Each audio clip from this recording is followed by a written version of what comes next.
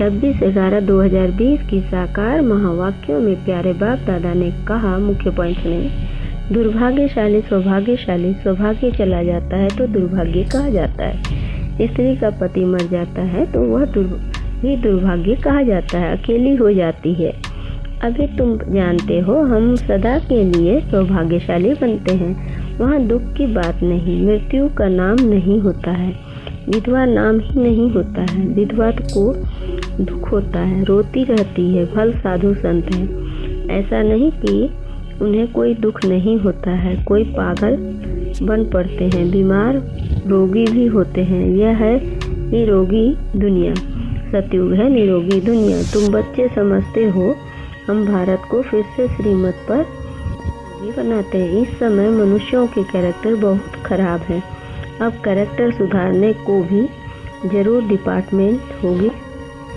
School में भी student का रजिस्टर रखा जाता है, उनके कैरेक्टर का पता चलता है, इसलिए बाबा ने भी रजिस्टर रखवाया था। मैंने कहा, याद से ही तुम्हारे कैरेक्टर सुधरते हैं। यह 84 जन्मों का चक्र तुम्हारे सिवाय और कोई समझा न सके, इस पर ही समझाना है। विष्णु और ब्रह्मा शंकर के तो कैरेक्टर नहीं कहेंगे।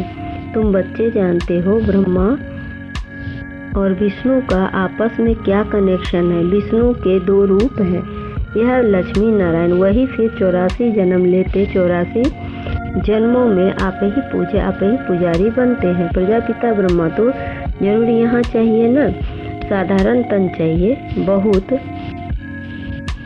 करके इसमें ही मुझते हैं। ब्रह्मा तो है ही पतित पावन बाप का रथ, कहते हैं भी हैं, दूर देश का रहने वाला, आया देश पराया रावण का देश।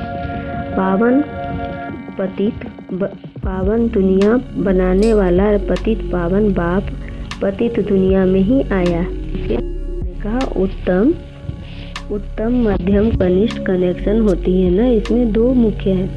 बाप कहते हैं मुझे याद करो तो संपूर्ण निर्विकारी बन जाएंगे और फिर विजय माला में पिरोए जाएंगे। यह है रेस। पहले तो खुद को देखना है कि मैं कहाँ तक धारणा करता हूँ, कितना याद करता हूँ, मेरे कैरेक्टर कैसे हैं।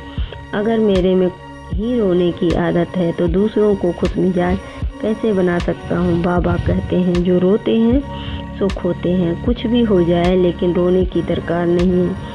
बीमारी में भी खुशी से इतना तो कह सकते हो, अपने को आत्मा समझ बाप को याद करो। बीमारी में ही अवस्था की परख होती है। तकलीफ में थोड़ा कुड़कने की आवाज़ भल निकलती है, परंतु अपने को आत्मा समझ बाप को याद करना है। फिर बाबा ने कहा,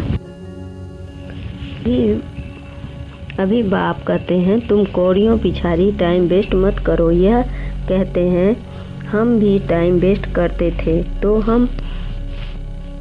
हमको कहा अब तो तुम मेरा बनकर यह रूहानी करो। झट सब कुछ छोड़ दिया। पैसे कोई फेंक तो नहीं देंगे, पैसे तो आते हैं, पैसे बिना कोई मकान आदि थोड़े ही मिल सकता है। आगे चल बड़े बड़े धनवान आएंगे, तुमको मदद करेंगे। एक दिन तुमको बड़े बड़े कॉलेज यूनिवर्सिटी में भी जाकर भाषण करना होगा कि यह सृष्टि का चक्र कैसे ज्योग्राफी हिस्ट्री रिपीट होती है, आदि से अंत तक, गोल्डन एज आयरन एज तक सृष्टि की हिस्ट्री ज्योग्राफी हम बता सकते के ऊपर तो तुम बहुत समझा सकते हो। इन लक्ष्मी नारायण की महिमा करो। भारत कितना पावन था, दैत्य अब तो 20 कैरेक्टर हैं। जरूर फिर चक्र रिपीट होगा। हम वर्ल्ड की हिस्ट्री ज्योग्राफी बना सकते। फिर बाबा ने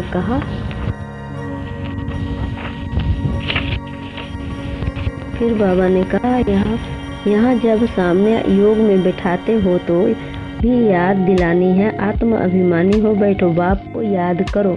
5 मिनट बाद फिर बोलो। तुम्हारे योग के प्रोग्राम चलते हैं ना, बहुतों की बुद्धि बाहर चली जाती है, इसलिए 5-10 मिनट बाद फिर सावधान करना चाहिए। अपने को आत्मा समझ बैठो हो बाप को याद करते हो तो खुद का भी अटेंशन रहेगा। और बाबा यह सब युक्तियाँ बतलाते हैं। घड़ी घड़ी सावधान करो, अपने को आत्मा समझ शिव बाबा की याद में बैठे हो तो जिनका बुद्धि योग भटकता होगा वह खड़े हो जाएंगे। घड़ी घड़ी यह याद दिलाना है, बाबा की याद से ही तुम उस पार चले जाएंगे। गाते भी हैं खिवैया नैया मेरी पार लगाओ, तो इसका अर्थ कोई नहीं जानते हैं। मुक्ति धाम में जाने के लिए आधा कल्प भक्ति की है। अब बाप कहते हैं मुझे याद करो तो मुक्ति धाम में चले जाएंगे। तुम बैठते ही हो पाप कटने के लिए, तो फिर पाप करने थोड़े ही चाहिए, नहीं तो फिर पाप रह जाएगा। नंबरवार पुरुषार्थ अनुसार अपने लेंगे। बाबा ने कहा मीठे बच्चे, अपने कैरेक्टर सुधारने के लिए याद की यात्रा में रहना है। बाप की याद ही तुम्हें सदा सौभाग्यशाली बनाएगी। फिर प्रश्न में बाबा ने कहा अवस्था की परख किस समय होती है, अच्छी अवस्था किसकी कहेंगे। उत्तर में बाबा ने कहा अवस्था की परख बीमारी के समय होती है। बीमारी में ही खुशी बनी रहे और खुशमिजाज चेहरे से सबको बाप की याद दिलाते रहो, यही है अच्छी अवस्था। अगर खुद रोएंगे उदास होंगे तो दूसरों को खुशमिजाज कैसे बनाएंगे। कुछ भी हो जाए रोना नहीं है। सावधान करते रहने से अपना भी अटेंशन रहेगा, खुद को भी सावधान करना है। खुद भी याद में बैठे तब औरों को बिठाएं। हम आत्मा हैं, जाते हैं अपने घर, फिर आकर राज्य करेंगे। अपने को शरीर समझना यह भी एक कड़ी बीमारी है, इसलिए ही तो सब रसातल में चले गए हैं। उनको फिर सैलवेज करना है। अच्छा मीठे मीठे सिखिलदे बच्चों को माता पिता बाप दादा का याद प्यार और गुड मॉर्निंग। रूहानी बाप के रूहानी बच्चों को नमस्ते। हम रूहानी बच्चों के रूहानी बाप दादा को याद प्यार और गुड मॉर्निंग और नमस्ते।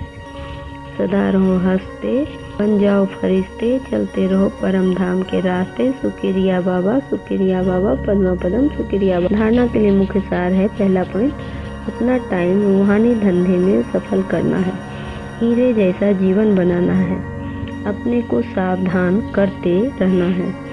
शरीर समझने की कड़ी बीमारी है, से बचने का पुरुषार्थ करना है। दूसरी पॉइंट में बाबा ने कहा कभी भी माया का दास नहीं बनना है।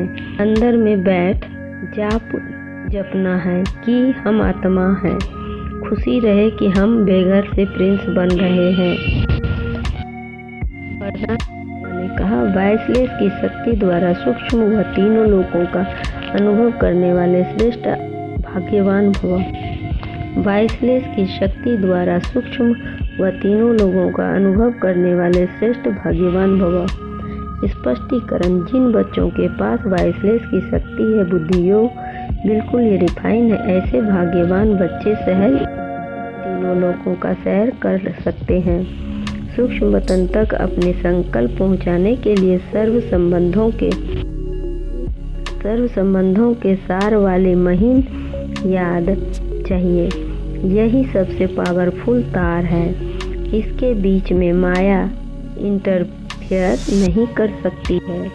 तो सूक्ष्म वतन की रौनक का अनुभव करने के लिए स्वयं को वाइसलेस की शक्ति से संपन्न बनाओ। स्लोगन में बाबा ने कहा किसी व्यक्ति, वस्तु व वैभव के प्रति आकर्षित होना ही कंपेनियन बाप की संकल्प से तलाक देना है।